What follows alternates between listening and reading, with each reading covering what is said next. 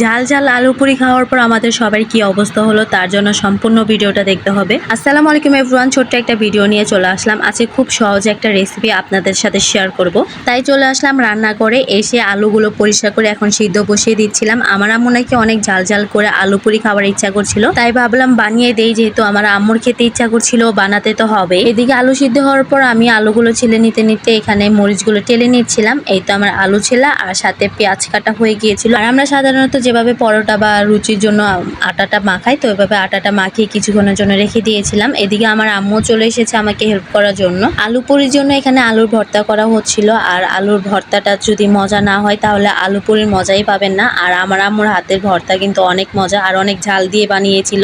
এদিকে এসে আমি কড়াইতে তেল দিয়ে দিলাম যাতে তেলটা একটু গরম হয়। আর এর মাঝখানে আমার আম্মু আলুর পুরিগুলো বানিয়ে নিয়েছিল। তো মাঝখানে যে আলুর ভর্তাটা বানিয়েছে ওটা দিয়ে এখন লুচির মতো করে নিবে। আর দেখতে হবে কোনো ফাঁক যাতে না থাকে, তাহলে এটার ভিতরে তেল ঢুকে যাবে। তারপর খুব সাবধানে তেলে ছেড়ে দিতে হবে আর আস্তে আস্তে ভেজে নিতে হবে যাতে দুই পিঠই সুন্দর করে হয়ে যায়। আমাদের ঘরে বিকাল হলেই তো সবাই খিদায় পাগল হয়ে যায়, তো চেষ্টা করি প্রতিদিন এক এক ধরনের এক এক আইটেম নাস্তা তৈরি করে খাওয়ানোর জন্য। আর প্রতিদিন নাস্তাটা তৈরি আমিই করি আর সবাই খেতেও অনেক পছন্দ করে।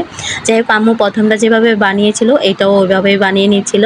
দেখতে তো খুব সহজ মনে হচ্ছিল, তাই ভাবলাম যে আমিও বানাবো। এদিকে আম্মু এটা বানিয়ে নেক, তারপরেরটা আমি বানিয়ে দেখবো যে আমারটা হয় কি না। প্রথমটার মতোই এগুলো এভাবে ভেজে নিবে আর খুব অল্প আগুনে ভাজতে হবে যাতে পুড়ে না যায়। যাই হোক, আম্মুর দেখা দেখি আমি একটা বানিয়েছি গাইস, দেখতে পাচ্ছেন। মানে পুরির ভিতর থেকে সবগুলো আলু বের হয়ে গিয়েছিল। দেখে তো আমার নিজেরই অনেক হাসি পাচ্ছিল। আম্মু তো বকা দিচ্ছিল যে কি বানাচ্ছি। তারপর আমি বললাম এগুলো তো খাবোই, পেটেই তো যাবে, এত সুন্দর করে বানানোর কি দরকার। আমার আম্মু শুনে তো বলছিল একটা খাবার যদি দেখতে সুন্দর হয় তাহলে খাবার ইচ্ছাটাও জাগে। আসলেই ঠিক বলেছে, একটা খাবার যদি দেখতে সুন্দর হয় তাহলে খেতেও ইচ্ছা করে। আর খাবার দেখতে সুন্দর না হলে সেটা যত মজাই হোক আর যাই হোক খেতে ইচ্ছা করবে না। যাই হোক, আমরা এখানে বসে পড়ে গিয়েছি খেতে আর সবাই খাচ্ছিল, অনেক মজা হয়েছিল আর প্রচুর পরিমাণ ঝাল ছিল। আমি তো এক দুইটা খাওয়ার পরে আমার বুকে ব্যথা উঠে গিয়েছিল, যেহেতু প্রচুর পরিমাণ ঝাল ছিল তাই।